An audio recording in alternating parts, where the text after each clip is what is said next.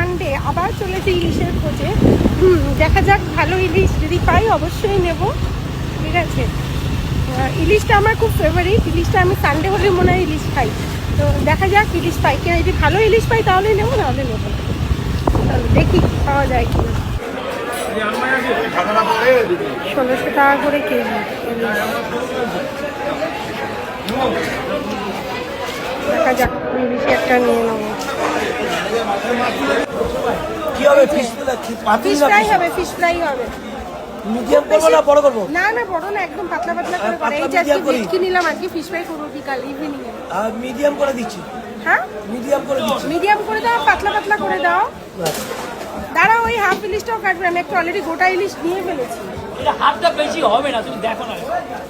না, একটা গোটা ইলিশ অলমোস্ট নিয়ে। আরে দিয়ে বললো তো, ভাই বললো তো একদম পাতলা পাতলা করে কাটবে। হ্যাঁ। এখন কাটতে না করো হচ্ছে। হ্যাঁ, কাছে আমি অন্যটা করছি, তাহলে তোমাকে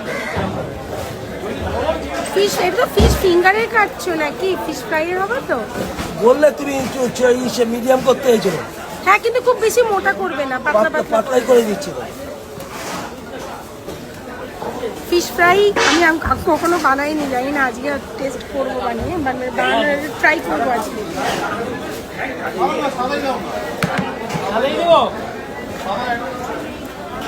চলো, এক পিস কেটে নেবে, হাতে দেখাবে। হ্যাঁ,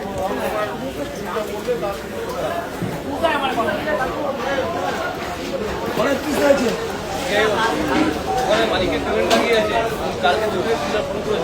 তাহলে